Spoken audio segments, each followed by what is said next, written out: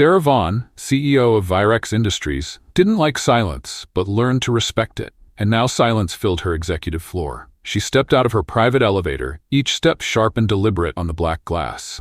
The entire command floor was wrong. Empty desks, darkened screens, no footsteps, no voices, not even security detail. Her internal systems showed green. No alarms, no warnings. That's what worried her. In her world, silence wasn't peace, it was strategy. And someone else was playing it. She moved forward slowly, scanning the walls. Then she saw the projection across her office wall, single word in harsh red, override. She froze. No system failure, no cyber attack. This was internal. Someone inside Virex had just seized control. Not through brute force, through her access. The entire command center was locked down, every security protocol engaged from inside. She bypassed first with retinal scan, second with biometric override, third with personal access implants. Nothing responded. Every terminal rejected her codes. Every system echoed the same message, override. She paused. She didn't panic. Virex Industries wasn't just a corporation. It was a private military contractor with autonomous strike capability in 12 global regions. A corporation designed for war, which meant someone now controlled an army, and it wasn't her. She scanned her floor plan manually. Backup systems, emergency overrides. Denied. Silence wasn't malfunction, it was mutiny. She stood alone at the heart of her empire, calculating how many minutes she had left to act. She moved fast, straight to her embedded weapons locker behind the console. Empty. They'd stripped it. Whoever did this wasn't sloppy. They knew her responses before she made them. They wanted her alive, at least for now. That was their weakness. She'd find it. She turned toward the doors at the exact moment they opened. 3 security commanders stepped in, faces blank, weapons raised. Her weapons. Her people. Until now. She didn't speak immediately. Neither did they. She studied their stances, their hesitation, their firing patterns. She calculated escape routes even as the lead officer smiled. "You always taught us to control the assets before moving on the target," he said softly. Her voice was colder than the weapons pointed at her. "And you're not finished yet." Sarah Vaughn didn't hesitate.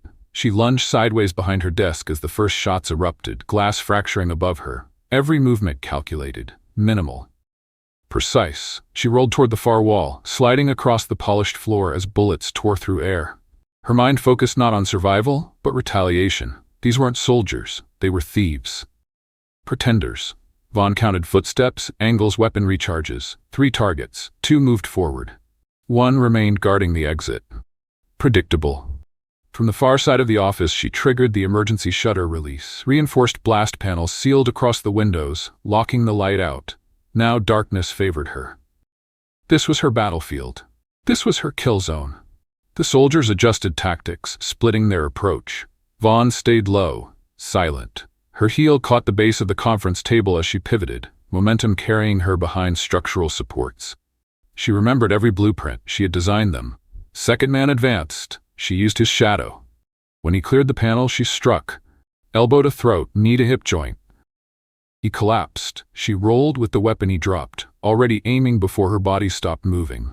First shot caught the flank of the advancing commander. Second shot dropped him.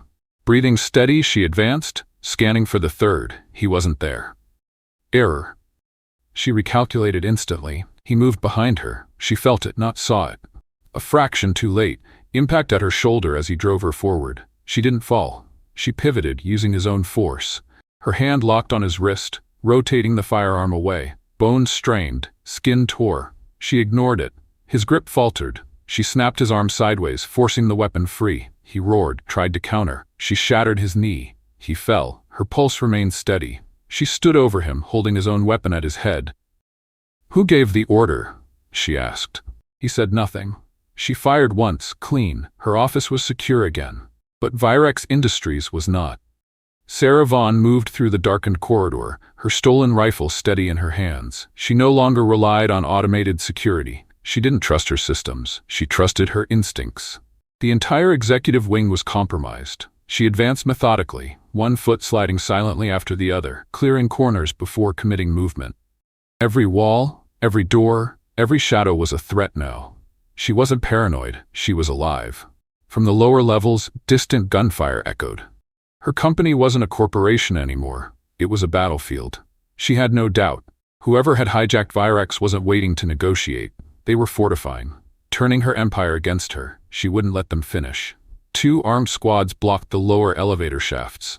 Vaughn didn't hesitate. She calculated their positioning from the gaps in their movement. Their patterns were imperfect. These weren't real soldiers. They were trained, yes, but not trained like her. Her pulse slowed, not from calm but focus. She moved fast and quiet, slicing left along the service conduit, approaching from the blind angle they had ignored. When the first man saw her, he died. Close-range rifle fire, 2 shots, precise. No pause. Second target turned too late. Her blade caught his throat. Fast. Clean. The remaining 3 faltered. She used that moment. She advanced, low and aggressive. She killed all 5 before any of them could raise an alarm. She secured their weapons, checked their communication channels. Static. Whoever controlled this takeover wasn't sharing orders with frontline units. Standard protocol in a coup. Compartmentalization. She understood. That meant the real command center was deeper inside. She recalculated. She needed allies.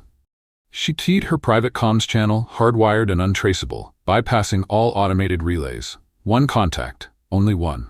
She spoke 4 words. Initiate shadow directive. Phase 1. Then she moved. Every second mattered.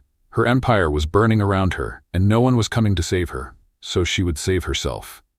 Sarah Vaughn advanced through the sublevel access tunnels, her private comms silent, her rifle steady. Every step was deliberate, every decision calculated. She no longer cared about protocols. Her corporation was dead. What remained was a war zone. Somewhere inside these walls, the usurpers fortified themselves, turning Virex's infrastructure against its rightful owner. She wouldn't negotiate. She wouldn't run. She was the CEO. That meant command. That meant war. She keyed her command channel again. Phase 1 confirmed. Execute all targets in breach uniform. No exceptions. Her shadow team responded with silence. She preferred it that way. 3 levels below Central Command, Vaughn struck. Her ambush was precise, surgical. She didn't waste ammunition. Every shot counted. Breach units fell before they understood the angle of attack. She moved like her data streams, direct and merciless. She understood their tactics. They believed speed was power. It wasn't. Precision was power. By the time they adapted, it was too late. Vaughn advanced, secured weapons, left no survivors. This was no longer a hostile takeover. It was extermination. At the threshold of the Central Command, Vaughn paused. Her heartbeat remained slow, controlled. Behind the armored doors, the usurper's command team operated her systems, controlled her drones, her satellites, her armies. Not for long. Her shadow team spread out, silent shapes in the dark. She lifted her rifle, her voice flat through comms. Breaching on my mark. There was no countdown, only action. The blast doors detonated. Her team flooded in. What followed wasn't a firefight. It was slaughter. Smoke choked the air inside Central Command. Vaughn moved through the bodies, weapon lowered, stepped silent. Her shadow team secured terminals, swept the control bays methodically. No survivors, no loose ends. She scanned the main console. Systems were functional. Power grids, drone fleets, satellite relays all intact. Controlled by her enemies until seconds ago. Not anymore. She keyed direct interface. Her access returned instantly. No resistance, no obstacles. Total control. She stared at the screens, pulse steady. Her empire was back in her hands. But her war wasn't over. Vaughn didn't speak to her team. They didn't need orders. They understood. Floor by floor, her shadow operatives moved downward through the corporate tower, erasing the usurpers with precision and silence. No prisoners. No reports. Only results. Vaughn monitored the kill count from command, data streaming past her eyes as security cameras fed the truth. The resistance was collapsing. She'd built her company for global domination. Now she understood its true purpose. It wasn't a corporation. It was a weapon. And for the first time, she was prepared to use it without hesitation. The final sweep finished in silence. Vaughn stood alone at the heart of her command center, her hands resting lightly on the steel console, eyes locked on the war map of the world. Her enemies had revealed themselves. Internal threats weren't accidents. They were signals. Someone beyond Virex had pulled the strings. She no longer cared who, she only cared where. Her voice cracked across encrypted channels, low and final. Initiate Protocol 0. Across the network, her fleets activated. Combat drones lifted from hidden bases. Strike teams deployed. The The corporation wasn't defending itself anymore. It was hunting. Vaughn's command center glowed with data feeds from every global outpost. Satellite uplinks reactivated. Drone fleets rearmed. Her private armies, once dormant, now moved at her command. She studied the operational map. Every facility, every network node, every supply chain, all visible, all vulnerable.